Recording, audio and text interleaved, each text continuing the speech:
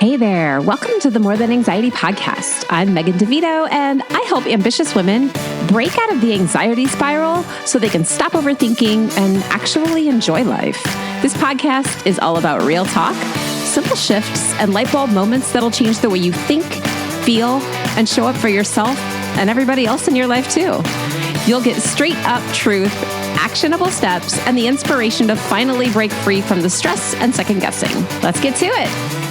Back to More Than Anxiety. Today, we're talking about something that's shaping how we and how our kids feel about themselves. Social media. I have talked about it so much. And this week, I'm so excited to have Kathy Van Benthuysen here with me. She has a huge heart for helping kids and families figure out how to navigate social media in a way that's healthy and fun and how to use it as a tool. So we're going to talk about changing the way we think, compare, and even connect with other people and ourselves on social media.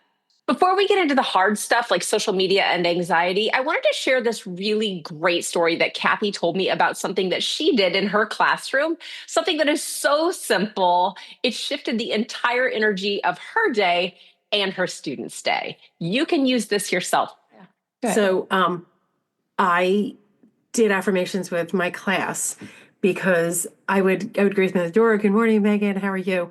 And I could tell within like a split second what kind of morning they already had. And some people would come in, they're like, "Good morning, Mrs. Van Benthuysen." And I'm like, "Oh my gosh, they're not going. We don't have time to have like a miserable day today. We have 6.5 hours of learning." So I started doing affirmations, and I'm telling you, they absolutely loved them. We had we called it the awesome affirmation bin. And they would, after we, did a little chit chat at the door, I would talk to each student in the morning. They would come in, they would take one. They couldn't peek. They couldn't like rifle through and find one that they wanted. They just picked one, went to their seat after attendance. We would stop our morning work and we would go around and read them. And whatever one they would got, whatever it was, I would affirm them in it. Megan, the cutest was when, and every year they did it, not in the beginning, but then they would start affirming me. "Yeah, Mrs. Van Benthuysen, that's you. That's gonna be your." And I'm like, it was the best. So we're gonna start with an affirmation. I have fanned them out. Not as good as my business partner Ken. Okay. He's like he could like deal cards and Vegas or something. Yeah. I'm gonna run my finger along it and then just tell me stop, and then you have to read it out loud. All right. Stop.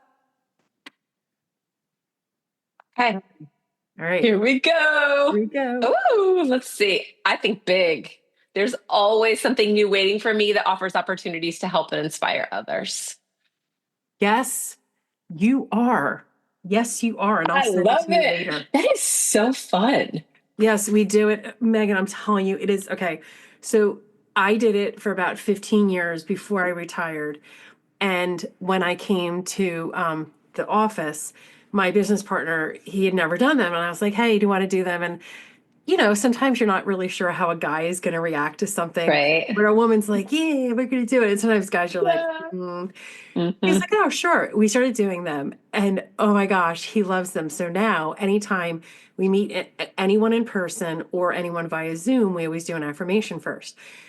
The best part is guys will come in here and we'll do an affirmation with them and they'll go, "Can I come here each morning and get one? You okay with that? If I just, you don't truly care if you just come." And we've had, sometimes people, they just start crying.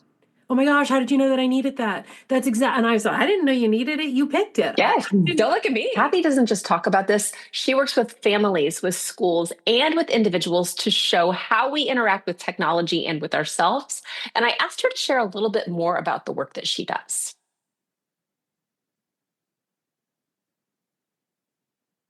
This conversation is such an important reminder. You are not doing it wrong. You're doing the best you can in a world that is constantly buzzing and changing and moving and connecting in different ways. If you're ready to make a shift for yourself or for your family, Kathy is a perfect person to talk to get the ball rolling.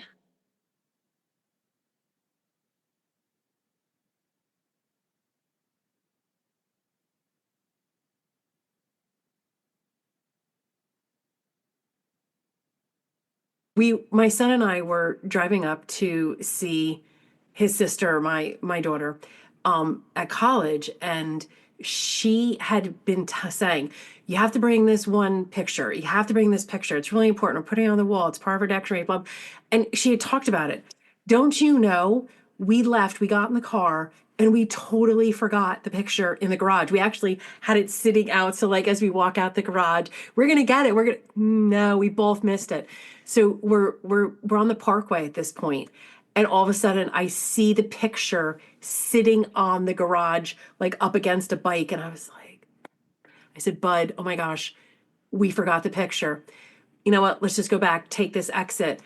And he goes, oh, okay. I said, you know what? Let me call Dad and just let him know that when he hears the garage door, it's not someone trying to rob us. Right.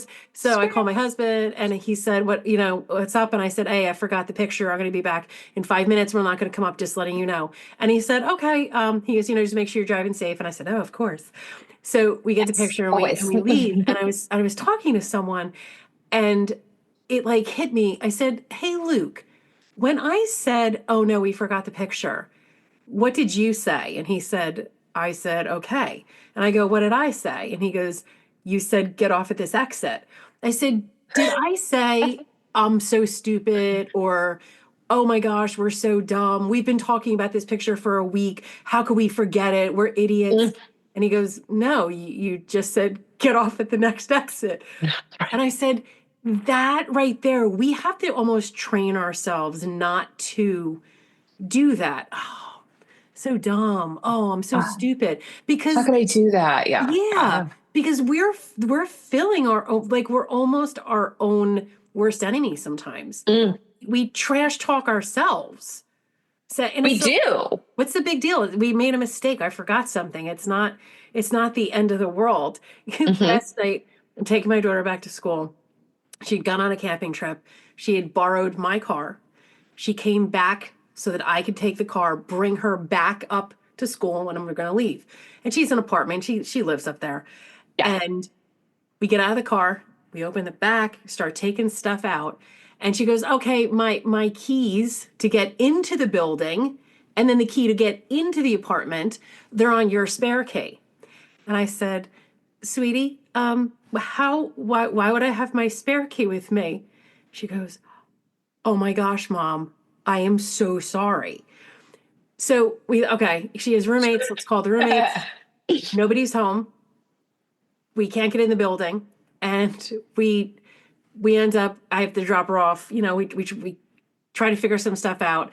She ends up having to go stay in the library for a little bit until one of the roommates comes back and, can pick her up and take her back. So she said to me, I just want to tell you how much I appreciate you. And I said, oh, I was thinking sorry about driving her up there. And she goes, no, I don't know a mom that wouldn't have flipped out on me for leaving the keys on the counter. And she goes, all you said was, let's figure it out. And I said, first of all, you've had 21 years of me never flipping out about stuff. And I said, number two, me flipping out would have stressed me out because it's already done. Ooh, He's already on the counter. Like me flipping out and getting upset is not going to change the fact that the keys are on the counter at home. There. Yeah. So I came in this morning and I said to my business partner, we have another business here and they ship stuff out all the time. I said, hey, you want to send some keys someplace? And he's like, sure. And so we put it in and overnighted it and it'll be there tomorrow at, before noon. Yeah. And I said, you know what?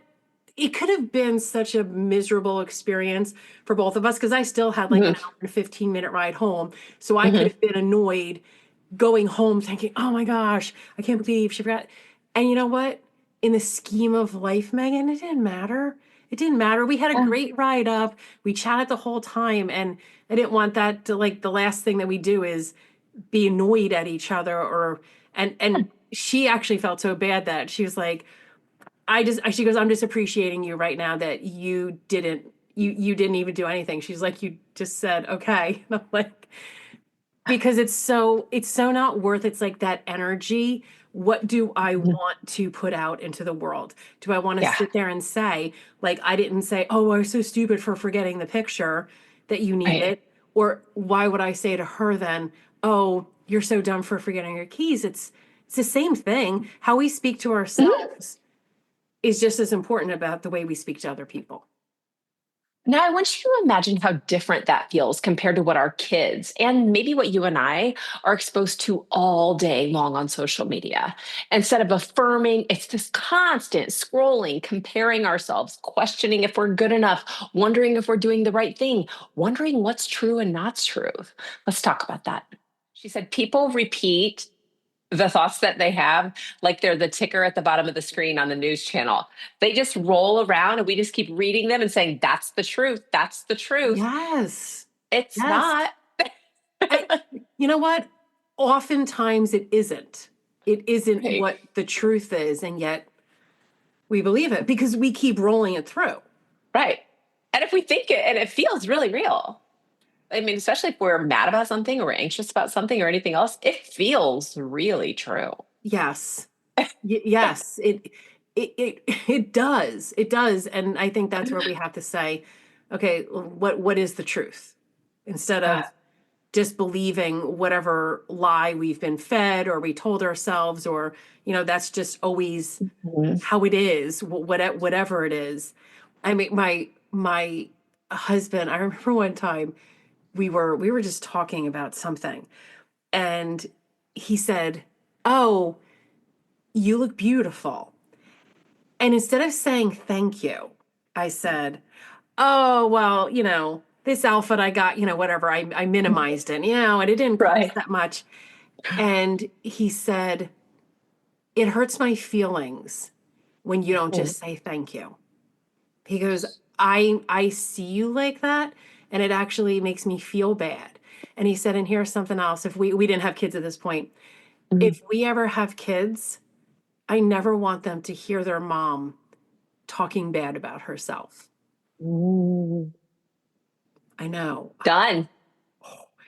Never, never again from that day have I ever said, "Oh no, I'm fat," or "I'm not pretty," or something like that. When my husband says, "You're beautiful," I'll go, "That's right. Are you checking me out? You Yeah. should." Thank you. Yeah. That's so good. So, I had to fact check my mom on that not very long ago. My mom is like, I don't know. My mom is my mom and I love her, but she is so mean to herself. And she looks like a supermodel. Honestly, my mom is like stunning.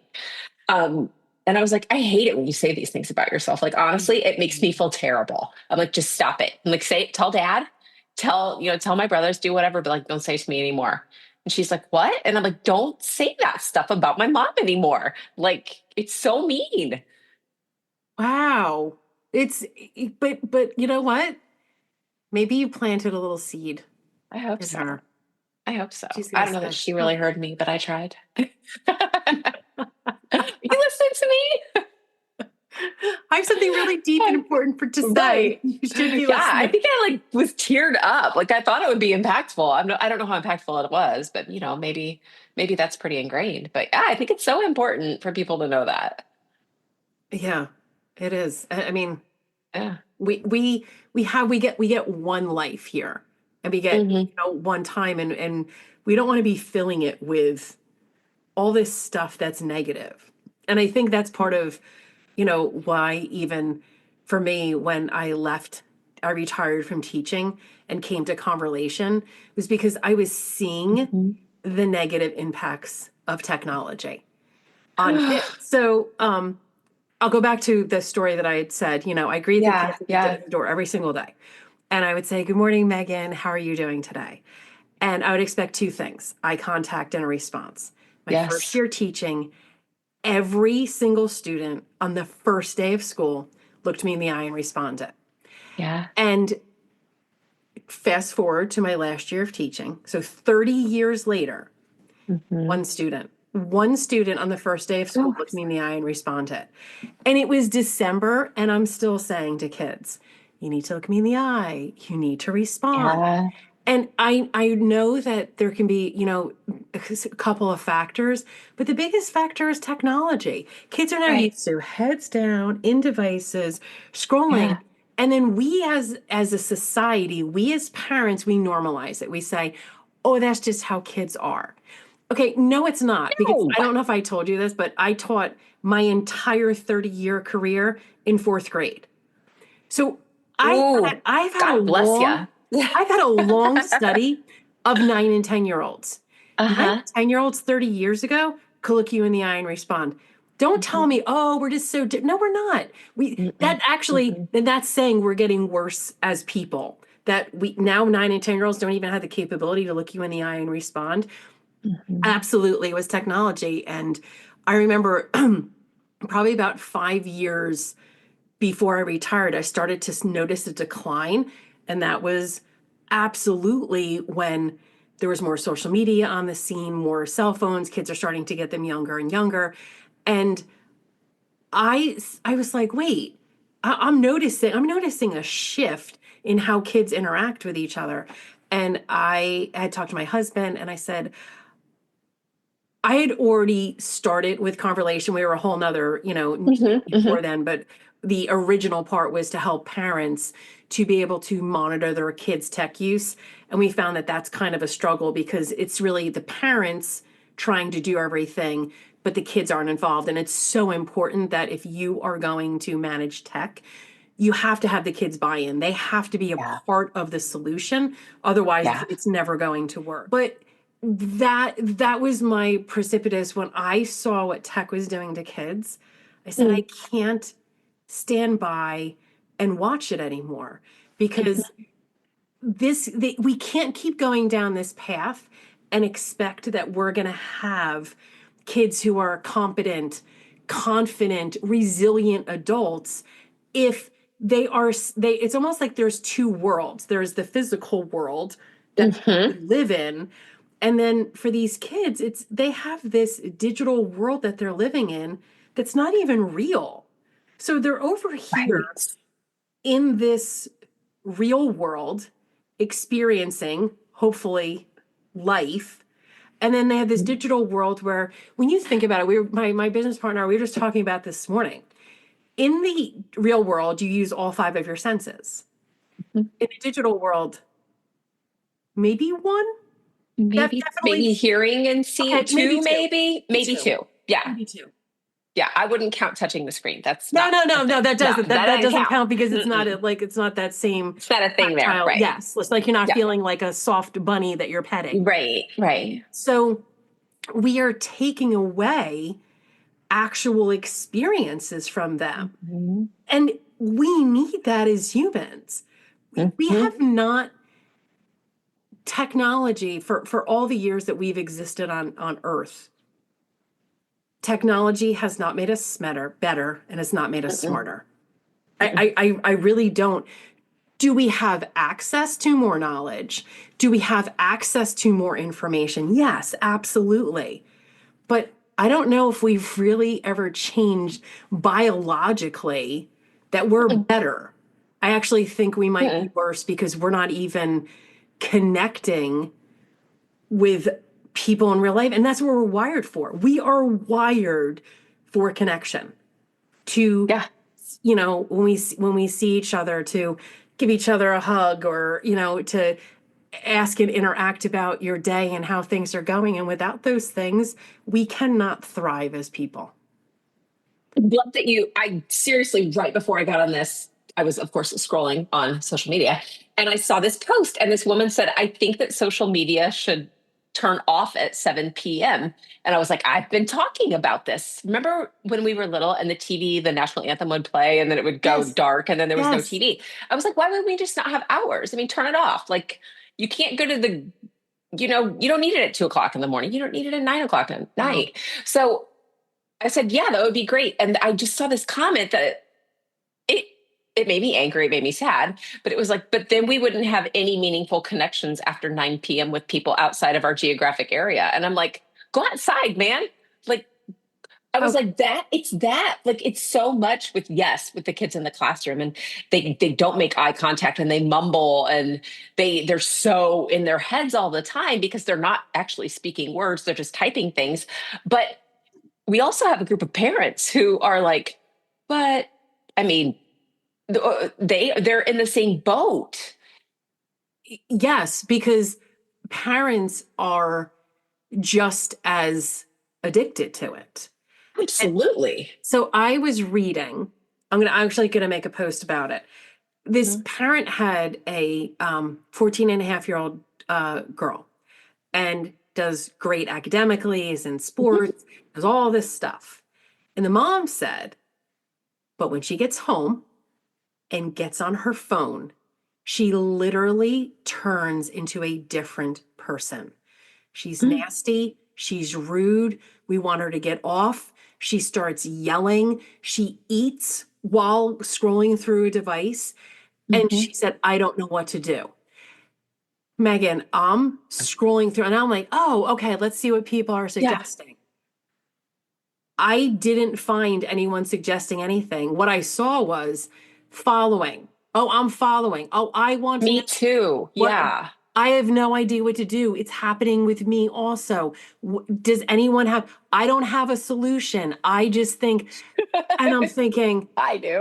and I do. I want to say, I'm I like, have a hey. solution.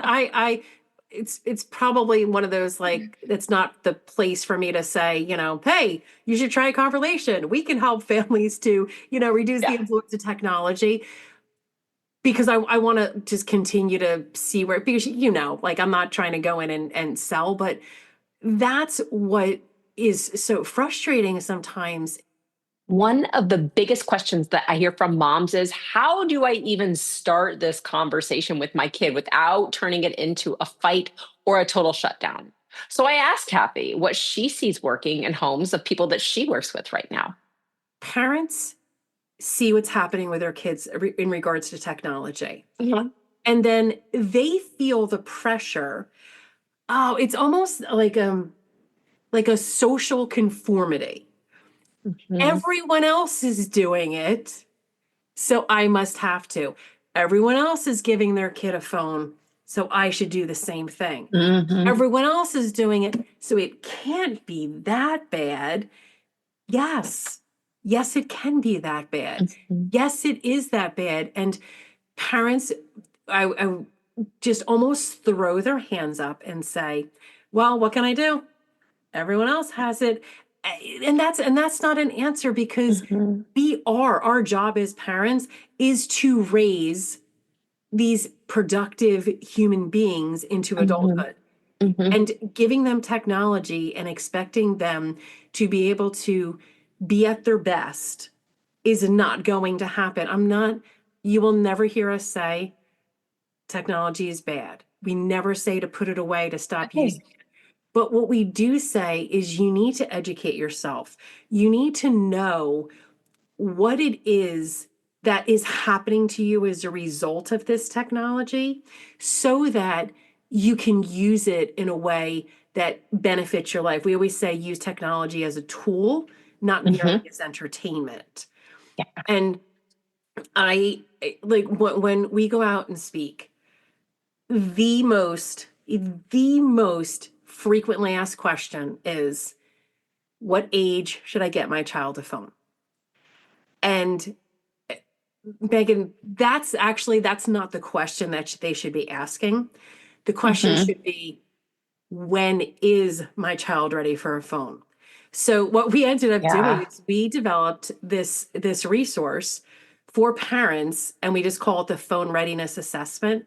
Mhm. And you can go on, you take the test, your kid takes a pretty mirrored test to the same thing.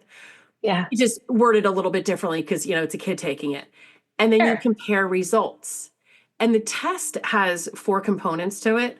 And one of the components is emotional um emotional maturity. So Mhm. how do you react when your mom says, you have to put the phone away? How do you react when this happens? If you lose, in a game, how do you react? It's that emotional part. Do they have the emotional Mhm. regulation? The second part is responsibility. And responsibility in terms of can you get yourself together and ready in the morning without your mom reminding you? Ooh. Do you do your own laundry? Can you make your own breakfast and lunch? because, and these are just some of the questions, but Yeah. if you can't do those things, how are you ready for a device that's going to distract you from everyday life? So as a mom, like we have so much that we have on our plate, and we get stressed out and we're like, oh, I gotta make dinner, and then I gotta make lunches for the next day, and then I have to do the laundry. But if we teach our kids to do these things, and you know what? I'm not saying send your 2-year-old down to do laundry on their own, but they can carry a bucket. They can throw the laundry in. You can help them pour the soap. They can, maybe they're not folding shirts. I get that. Even my husband doesn't like folding shirts, but they can match socks. They can fold a towel. You can teach them young so that they're the ones who are, so it's taking a load off of you. And so that's just another part. And we actually have this whole, it's another free thing where, like 5 things your kid should be able to do by the age of 13. So that when they go to college, they're competent, they can do laundry, they can make their own bed, do all of that. And another area is just knowledge of what tech does to you. Can you talk about dopamine and what it does to you? Do you understand about attention engineers whose job it is to keep your eyeballs on the device? Do you know how they do it? Do you understand that when it's free, your eyeballs are the product?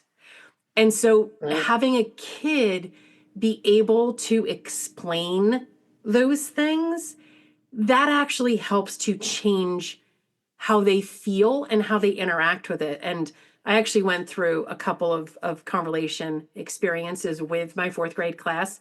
And one is called brain hacking, and how tech companies are designing technology, making the algorithm so it says, oh, Megan likes cat videos. Let's keep sending her cat videos so that she stays on longer. And I still remember this one kid, he goes, it made me so mad when I realized they were manipulating me. They were making me stay. And I was like, yes, I want you as a 9-year-old, as a 10-year-old, realizing that, so that when you are 13, 14, 15, you're still recognizing that these things are happening and you can make different choices. You don't have to be sucked into it. You do have an opportunity to learn. And then the last part of the phone readiness assessment is about family and how we're part of a family and how we help each other out as to like function as a family unit. And are you ready as a family? Because I think sometimes when parents give over the phone, they have no idea what's going to happen. Are you ready for them to be distracted, to not be as engaged in the real world? Are you ready for them to constantly want to be validated by what other people say based on hearts and likes, not who you are as a person? So it's so interesting to me when people take it and they say, oh my gosh, I didn't realize there's all this. And then we say, well, you can get conversation for parents and this can help you. Like, we'll guide you. We will teach you, because I don't expect people to have the depth of research that we have done, so that because understanding the background of technology, and also the amount of time spent with kids and understanding how kids think. So this is funny. When I retired, my business partner said to me, how many hours do you have directly interacting with kids? And I said, Oh I don't gosh. know. I have no idea. So he calculates it. Now I have a little bone to pick with him, because he calculated me low with my kids. He only gave me 2 hours a day with my kids. I definitely spent more than 2 hours a day with my Like kids. 7. But anyway, I let him go low. I let him go low with my own kids. He calculated that I have direct interaction with kids over 67,000 hours directly with kids. My whole career, my whole life has been interacting with kids. And I know this, when parents say, oh, well, I'll give them the tech and I'll put parental controls on. Mm-mm. Let me tell you, that ain't working. It is No, not. they're smart kids. They I know how to get know. around that stuff. They are not stopping. That is not doing anything. And I could tell you Uh-uh. story after story after story of like tech savvy parents Yeah, thinking, yes, oh, they'll never I break it. got this. Yeah, they do. Yeah, they do. Yeah. Because that's not what it's meant to be. If you want your kids to not be addicted, it starts with you first. We have to model it. If we are Mm-hmm. on our devices all the time, guess what? They're going to call out the hypocrisy. They're going to say, oh, Yeah. okay, mom. Okay, you're on it all the time. You're telling me, get off. You can't be on it anymore. We have to be the model, but we also have to be educated. We have to know what's happening. And it's one of those, it's almost like you can't unsee something, you can't unlearn something. Once you know Mm-hmm. it, you know better, you do better. If I know that if I give my 10-year-old a phone and allow them access to social media that we know impacts their minds, impacts their hearts, impacts how they feel about themselves, impacts how they interact with other people. If I give that to them and I know what it's going to do to them, that's a hard justification for me. Like, how do I do that? Oh, well, but I don't want them to be mad at me. Well, it's not your job to be your kid's friend. It's your job to be their parent. And when we give our kids technology and allow them access to social media before they are ready, it would be like me saying, hey, sweetie, I want you to pick up this 50-pound weight and carry it to the car. And you'd be like, well, why would you do that? Like, that's not even reasonable. They can't carry that. That's too heavy. That's the same way when we are allowing them access to an entire world of information that their minds are not ready for. We're doing the same thing. So, you know what? We have to be the parent. We have to say, no, I am not going. I don't care what everyone else is doing. I don't care what all your friends have. Are you going to jump off a bridge if all your friends do it? It's like, no, Right. you're not. So we have to, it really starts with us as parents. Yeah, I love that. And I don't think that enough people realize. I had this conversation with a teacher. My kids go to a new tech high school, so they do incorporate a lot of tech into, Mhm. they combine a lot of the curriculum. And I was talking with the one of the teachers there. He's the English teacher. He's phenomenal. And he said, my dream for new tech is to become no tech. He goes, I'll go back to slate if I have to. He said, not because I don't think that tech has been great, not because I don't think we do great things, but because I don't think people realize that the tech giants, the people who create these devices that we use, don't let their kids have tech because they know exactly what it's doing. He said, so if we want brilliant kids, no tech. Yeah. Yeah. Yeah. Did you ever see it was, I don't know if it was a podcast, but it was an interview of Steve Jobs. And it was when he had first brought out the iPad. And Okay. so the interview went on and another guy was talking about the interview. So they were saying, oh, did you see this interview? And he said, oh, the interviewer sent Jobs, we would call it a softball. I mean, oh, of course, it's going to be such an easy question. And the question was, oh, how much do your kids love the iPad? And Jobs said, I would never allow my kids on an iPad until they're 14. Because, so here's the very people who are making it say, like, they have a school. I don't know if you know the school. It's called the Waldorf School of the Peninsula in California. Mm-hmm. And Well, that's the school we were yes, talking about, the teacher and I. Yeah. yes. They send their kids purposely to that school so that they're not having technology. And from Yeah. what I've heard is that when you send your kids to that school, you are making a commitment that you're not giving your kids tech at other times either. It's not just that they're not getting it at Mm. school, they're not getting it at other times. Because so the very people who are making it say, oh, we're not giving our kids this. So then Right. I'm just going to make up a number now. Let's say that 90% of parents say, we don't know what to do, we'll just give our kids tech.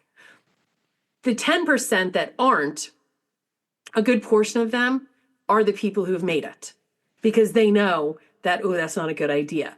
And then there's, people like us who say, oh, it's probably not a good idea. Let's not give it to our kids because we know that what could happen to them. And that's the part that's so disturbing to me. Is there was that interview, someone who had one of the original people with Facebook, and he said, we made it as addictive as possible because that is just something that we would do to keep you on as long as possible. Because bottom line, it's all about money. It's all about money. It is. Oh, that raises so much anger. I mean, it's such an ethical, it's to me, I'm like, how did this ever get to that point? Knowing that these people who obviously are brilliant, who are amazing at technology, but where is that ethical guideline or that boundary when you're right, it does come to money? I mean, we sell a lot of iPhones, iPads, and Apple Watches in this country. And I don't even know how many devices are in my house, right? Like we've all got them in our house somewhere, and they are useful. And there are good things that happen with them. But the fact that the people who created them know and set them up to be that addictive, and that we just breeze right past that. I know. And we're like, look at this, let's make this app for these 2-year-olds. They can learn their colors on here. I'm like, or you could give them a crayon. Yeah. I was just there, just like go outside and talk about what colors you see. Look at the blue sky up there. Yeah. That's blue, sweetie. I mean, come on. What more massive thing of blue could you get your kids? The grass is green. Yes. Yeah. I mean, and now it's brown. But in a little bit, it'll be green again. Right. But it's so I was actually having this conversation the other day with someone, and I said, I'm going to try to think the best. When they started with all this technology, so say back in, we'll say with social media, so around 2008, I don't think they purposely, at least I hope they didn't say, what can we do to distract and manipulate the minds of children as best we can? I don't think it started like that. No. I think it started with, this motion, this scroll, this is just like what they do in casinos with a slot machine. I never thought of that. We can keep them on a little bit longer. So it was the psychology, and actually they hired psychologists that helped to design it to make it as manipulative as possible. Again, I don't think they were doing it with kids. I think they were thinking, if we can keep the adults on it, they're going to see more ads. We make more money.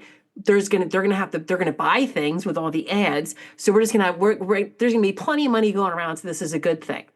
But then when they started making social media, which wasn't originally designed for kids, but when they started doing the social media that was designed for kids, that just is another level of, that doesn't feel right. That feels wrong. And how much easier. So you and I are adults, and we'll say, I'll say for myself, I don't have TikTok downloaded on my phone on purpose because, Megan, I know 100% if I did, I would be caught in the scrolling. And it's not cat videos. I'm going to watch. I love when, soldiers come home and see their families. I love those. So I keep getting videos like that. I have to be very careful when I go on Instagram because I can get sucked into another video. Here's another video. Here's another suggested thing for me. I know that I can get sucked into it. You and I are adults with fully formed, intact brains that have our prefrontal lobes aren't going to be like, oh, I don't really know.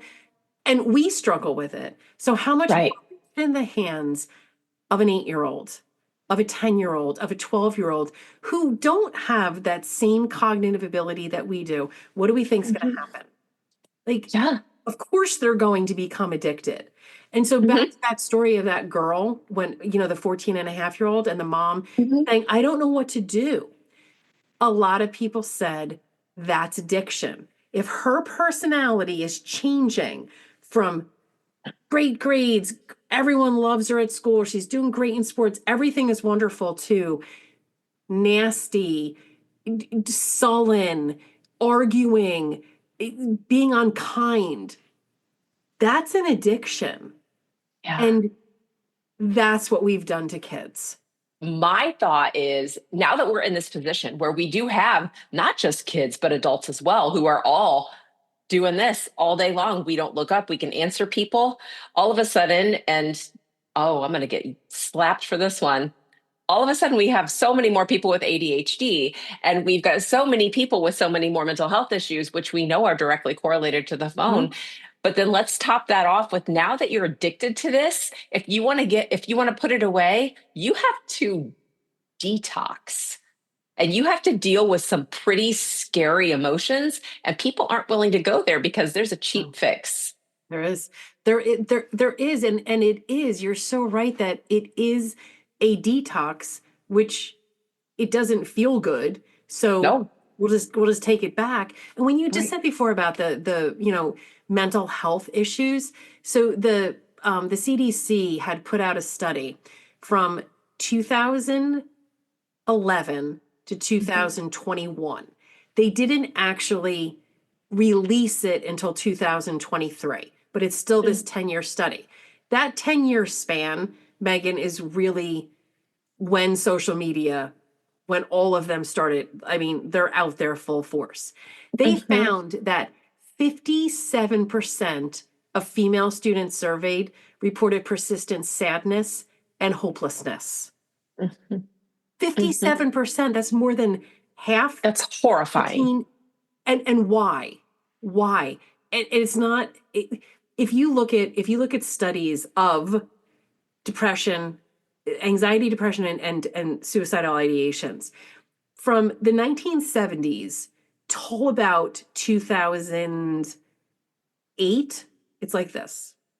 Yeah, there's variations between boys and girls, but it's pretty steady across the board. And then all of a sudden in 2011, it is precipitous. It goes like, whoosh, why? And we can't say, oh, well, kids are different. No, they're not. No, they're not. They're still the same. What came on the scene that made them, excuse me, that made them more anxious, more depressed, having suicidal ideations? It's technology. I mean, think about, I go on here and I say, oh, my friend, she and her family went to Aruba and I didn't get to go. Something must be wrong with my life. I don't really think that, but I'm also, I as an adult, I can say, okay, but kids don't. Kids are constantly seeing the best and the highlight reels of everyone else's life. And then they say, something's wrong with my life. So we no longer are living a life with gratitude for what we do have. We're looking at it. What don't I have? What am I missing out on? And then I get it in my face all day long via social media. And then we wonder why kids are anxious and depressed. Well, and I think in addition to what you said earlier about having so much information all the time, I mean, but do we actually need to know where every single earthquake in the world is at all times? Do we have to know what, like, everything that we think is an existential threat to us? Like, hey, this asteroid flew past. I mean, it was really the closest one in history. It was 2 billion miles away, or, whatever it was. Yeah. But they see that too. And they see conspiracy theories, and they see things that are misinformation or disinformation, or just like Bob that decided he knew the truth and nobody else did. People are put everything out there. They're terrified. They don't feel good about dating. They don't feel good about getting a job. They don't feel good about being who they are. And why would they? It's because scary. They're inundated. So the Surgeon General, Vivek Murthy, he said I think it was back in 2000, maybe 23. And he said, our kids are growing up in a popular culture and a media culture that reminds them often they're not good looking enough, rich enough, thin enough, popular enough, frankly, just not enough. Can you imagine? That's what you hear every day. I mean, this goes kind of full Yeah. circle back to what you and I talked about when we first came. Yeah. If you are feeding yourself on a daily basis with information that is demeaning, downgrading, or even maybe not even that heavy, just something where you don't measure up, how do we think people are going to feel? Yeah. Yeah. I love that you're doing something about it because I think that there is a lot of, well, now they use it in the schools. Now my hands are tied and they're not. They're not. When we were growing up. So we didn't want, our parents probably said, I know my parents did, don't drink, don't smoke, those things. And hopefully they started young. They didn't wait until, I've already been exposed to alcohol and say, don't drink alcohol, by the way, or don't smoke. Mhm. I've already been exposed to it. So those conversations need to definitely start young so that when they are exposed to them, they know what to do. But for Mhm. us now as parents, it's not just the don't drink, don't smoke, these external forces but we can still see them. Now we have these forces on the phone that if we allow them in the bedroom, if we allow them to do them down in the basement or in isolation, we don't know actually what's happening.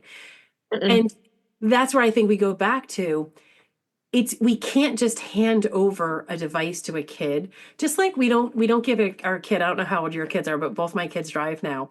I didn't just Mhm. when they turned 16 and got their learner's permit, I just hand the keys over and say, Mm-mm. good luck, kiddo, hope you do well.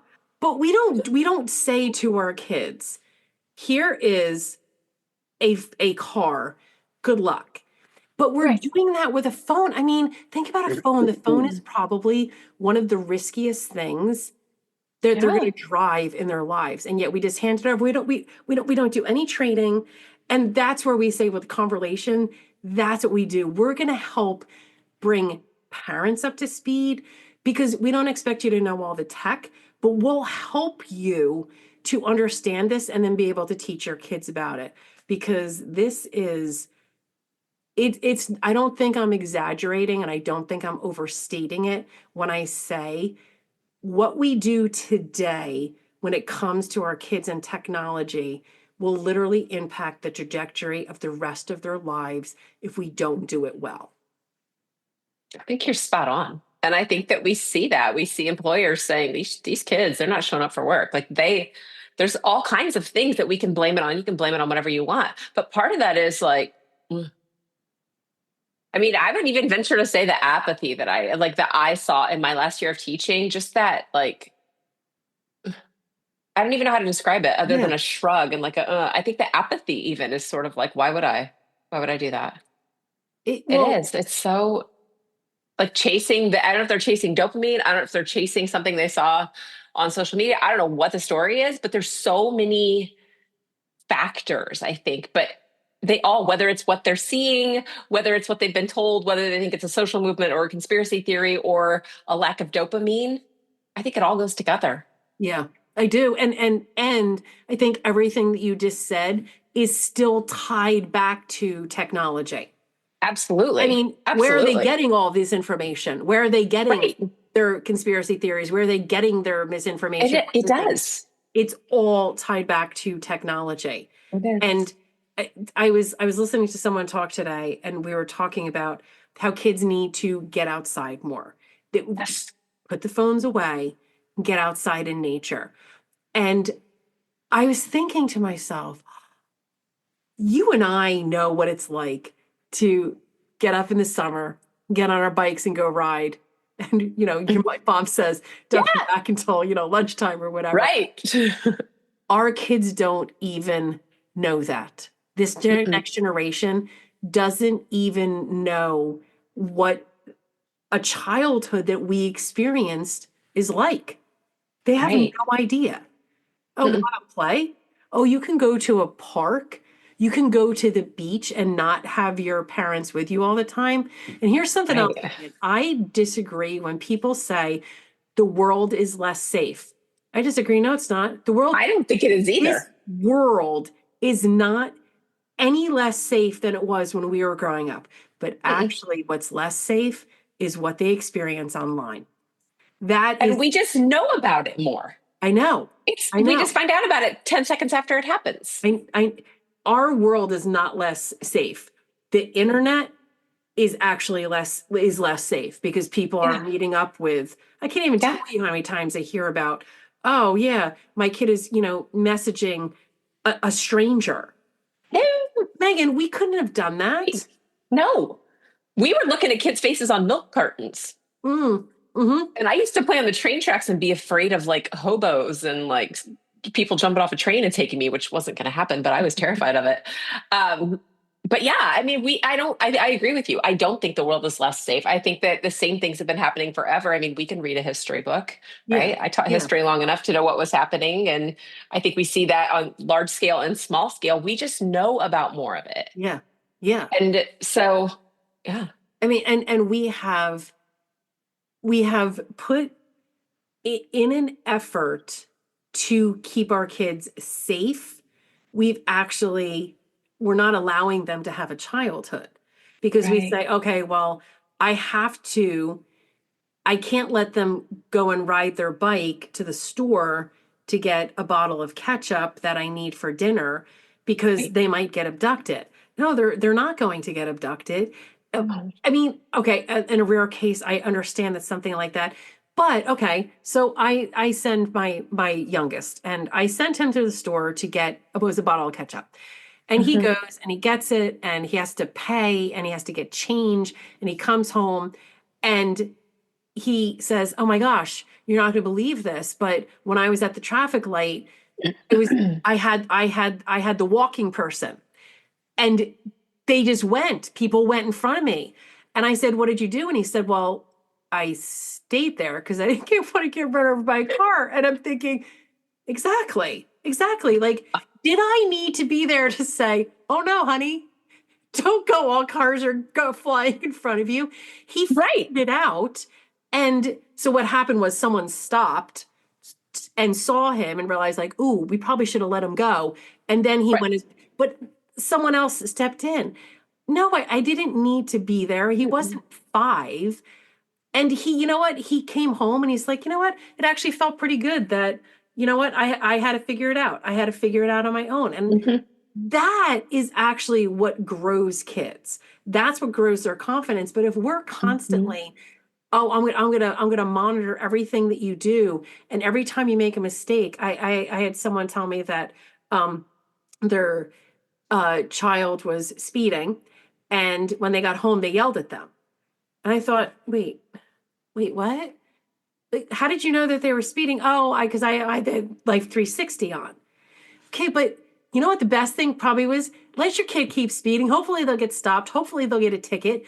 Like they have to, like, we aren't even allowing natural consequences to happen because we're Right. constantly imposing not our will, but our own fears on our kids. So they're never Mhm. learning to take risks and realize, hey, you know what? It worked out okay. It worked out okay. Or, you know Mhm. what? I need to do maybe a little different next time. Maybe that wasn't the best way that I did it. I'll do it a Yeah. little different. But we're not even allowing that to happen Right. because we're constantly monitoring everything that's being done. And I'll Mhm. say this, and it maybe this, it's my opinion, but I think I'm right. When we monitor everything, we say to them, "I don't trust you. I don't think you're Mhm. capable. I don't think that you could do this." And really, is that what we want to tell our kids, that Mhm. I don't trust you? You know what? I My husband and I, we said we're never putting any type of monitoring on our kids' phone because we hopefully have formed a relationship with them where they're going to tell us where they're going. They're going to be honest. Do they do Mhm. everything perfectly? No. Do they do things that I'm like, hmm, Right. that was the best idea? But they still learn from it. And they Yeah. learn, okay, you know what, my parents trust me. And then there's but I don't want to disappoint them either. I don't want to disappoint my parents, so I'm going to make good choices. And that doesn't Mhm. happen when they're 15.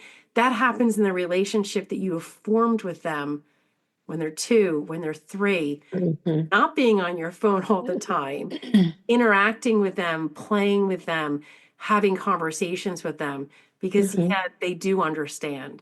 They do hear what you're saying when they're that little. And you know what?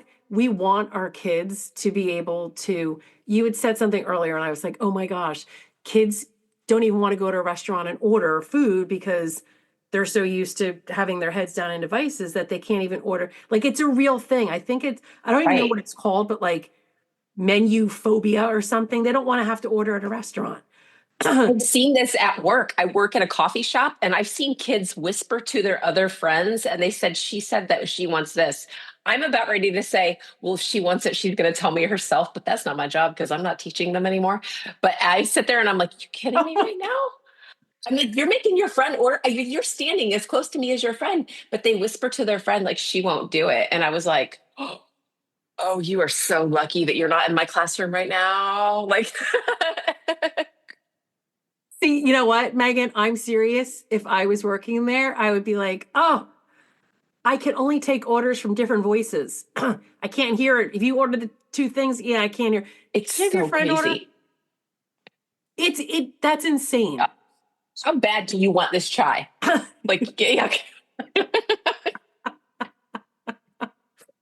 It's crazy though. And that's something that, I mean, and my mom and dad were so good about this too. Like, cause they, I mean, we always, I'm really close with my whole family and we'll go out. And if somebody would say, like if my niece was really little, I mean, I can remember when my kids were 2 or 3 years old. I'm like, you need to look at her and you need to tell her what you want. I'm not taking your order. She is. And you need to say please. And you need to look at her. So that was something that I'm just baffled by this. I'm like, just look at them and tell them what you want. But there are people that are like head down, mumbling. They can't do it. And so I mean, I'm with you. We used to tell our kids, listen, I ordered my meal because that's what I want to eat. Yeah. If you don't want to order it, then I guess you're not eating. And my kids Yeah. were like, I mean, my kids ordered from the time they could speak, they ordered at restaurants. Yes. Tell them what you want. Say Yes. please. Tell her thank you. It's you know, chicken nuggets, French Right. fries. Okay, that's great. They can Yeah. do it. I Yeah. mean, maybe not, you know, don't give them a list of 17 salad dressing Right. offerings. Okay, that part I'm not asking. Just ranch for her. She's Yes. fine. Yes. And anyway, then I'll eat the rest of it if she doesn't. So that's okay. Right. But it is. It's crazy. The things that these really normal social behaviors that people have done for thousands of years, that it's just been like, boom, I can't do that. Yes, you 100% can. You just, if nobody's ever made you. Yeah. Because you can order on the app too. And then, okay, even ordering on an app and you get the food, say, you know, say you go into a, don't you still say, you know, here's my order, thank you. Right. I don't understand how we've gotten, and I feel like, Meg, I don't know if you feel this way, but I feel like it's been in the last 15 to 20 years, there is this dramatic shift in how people interact with each other. They're mean. I feel like it was like kind of the same. Yeah. All of a sudden, it's, oh my gosh, people can't look each other in the eye. And I'm not Right. talking, you know, with like neurodivergent or normal, typical kids. I'm just saying, in general, it has gotten so much worse. Mm-hmm. It has. And part of it is that we've learned that we can say anything that we want, or we can't say anything at all.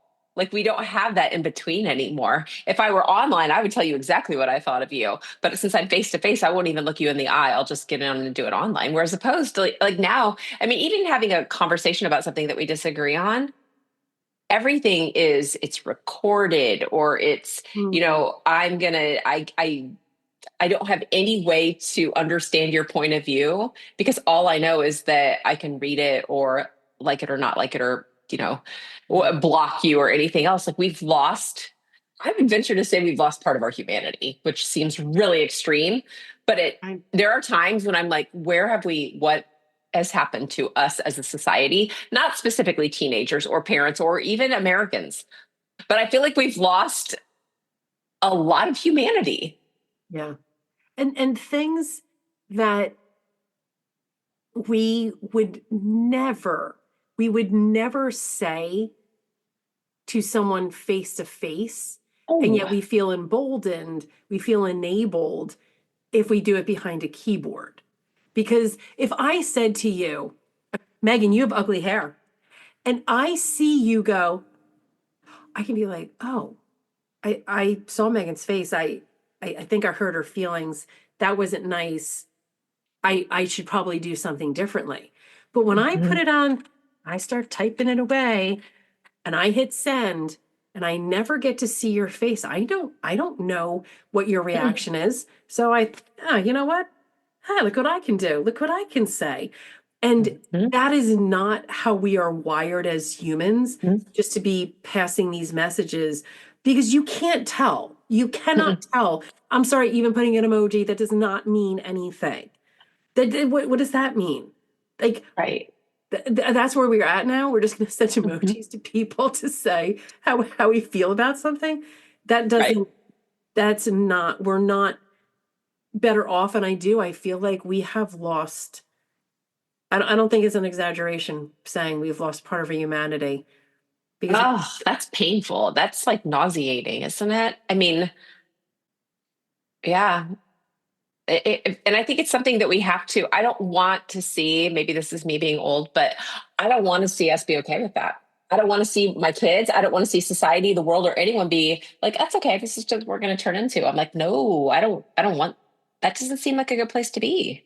and we need people standing up and saying that's not a good place for us to be. I mean, I told you Oh, in the beginning, that's literally why yeah. I retired because I Yeah. saw what technology was doing. And I said, you know what? I've impacted in, my career, say 1,000 kids and families. But with conversation, I can impact so many more because Yeah. we have an ability to get the message out. Interesting, like we do have to do it via social media, but and Right. interacting with people and saying, but there is a better way. These things are amazing. They're amazing when we use them as a tool, but when we use them for just entertainment, we lose part of what makes us human. And Yeah. I don't want to be there. I don't want Mm-mm. my kids to grow up in a society like that. I want my both my kids, so 21 and 17, neither one have social media. And it's by their choice. It was not because, okay, Love that. I did talk Yeah. about it a lot. I'm not going to say I didn't, but I never said they couldn't have it. What I would say to them is with technology, with social media, this is what's going to happen. You're going to find that your self worth is tied up into hearts and likes. You're going to so want having the phone in your hand, engage with it all the time, that you're going to actually miss out on relationships in the real world. I mean, I was constantly telling them, I never once said, you can't have Snapchat, you can't have Instagram, you can't have whatever it is. Because I Hmm. know that the moment those words came out of my mouth, all they would hear is, Mom wants me to get these things. So Now all I I'm for did, sure going to get it. yeah. Yeah. So I would just tell them, here are the side effects. This is what happens. And so my daughter told me this story when she was a freshman. There was a group of them sitting around and they were talking about something. When they stopped talking, she said everyone took their phones out and started, maybe listening to music or scrolling through social media, whatever they were doing. And someone looked over and said, we don't understand, like when we stop talking we all pick our phones up because we have to have them, we have to be doing something with them, and yet you never do that. And she said, it's funny that you say that because, and they said, how do you sit alone with your thoughts? And she said, I don't know how you don't sit alone with your thoughts. And I was like, huh, that's so true. That's my girl. I was like, yeah, you tell them. But it's being comfortable with not having, and when I tell you she might be one of the most creative and clever people you will ever meet in your life. She's unbelievable. I But love it's because that. she doesn't use technology to fill the space of boredom, to fill the space of uncomfortableness. She's like, okay, I'll think and I'll come up with something to, make the world a better place instead of just I'm just going to scroll through, my Mhm. socials. And Yeah. you can't, and like, when people say, oh, well, kids are going to miss out, they're not going to have friends. It's not true. So I told you my son No. is 17. He has no social media. And they were in one of his classes. And the teacher said, I don't know if it was my niece or my daughter, is looking for you, talking to my son, is looking for you on Instagram. What's your, whatever they call it, your handle or whatever it is. Mhm. And he said, oh, I'm not, I don't have any social media. And he said the class's reaction went, what? You don't have any social media? It's like, no, I don't want it. And people were shocked. They didn't mock him. They didn't say, Mm. so first of all, he's a junior in high school. No one knew he didn't have social media. That's number one. Mhm. So don't say, oh, you can't have friends if you're not on social media. Like no one even knew he didn't have it. And number Right. two, they were asking him, how do you do that? I don't want to have social media. How do you do that? How do you get off of it? And he's like, well, I just never went on to begin with. I got a cool mom. But and parents think, oh, well, if they're not, they're gonna be the loser. They're not gonna have any Mhm. friends. They're not gonna. That is so not true. That is Yeah. so not true. And yet people believe it. And this is why we see this generation of kids growing up who are addicted to their phones because parents say, well, everyone else has it. Going back to what I said earlier, it's just not true. And if you're Mm-mm. willing to hold the line, if you're willing to say, I'm going to be different, I'm telling you, everyone is so much better off. Because especially my daughter had this conversation with me over the summer. And she said, I asked her, I said, did you think that dad and I were mean because we didn't want you on social media? Well, actually, it wasn't even that. Do you think we were mean because we didn't let you guys get a phone? So my daughter was 14. My son was actually almost 15. We didn't even get him a phone at the same ages because Mhm. it was just, when you're ready for it, not because you hit an age, it's when you're ready for it. And she said, it's funny. At the time, it was frustrating. She goes, but I look back now. So, 7 years ago, she goes, that was the best thing that could ever happened. She said it was absolutely the best thing because I'm not addicted to it. I don't need to have Yeah. it all the time. But in the moment, it feels hard. It feels, Yeah. I think that was part of the reason why neither one of my kids are on social media is because they missed they missed it all through middle school. They didn't have that, Mhm. oh, I gotta be on, all my friends are on, I gotta find what my validation is, I gotta see how many hearts I have, see how many likes I have. They missed that. So Mhm. and that's why I think it's so important. The longer you can keep your kid off a device, and even more, the longer you can keep them off of any type of social media, the better it is for them. Because then Mhm. they can actually learn how to self-monitor. And if you give it to them Mhm. too young, they're not going to be able to do it. If you say, Yeah. here if you can have a cookie, they're not going to just eat one cookie if you give them the entire bag of Chips Ahoy. They're going to Right. eat more. So you put parameters in place to set them up for success.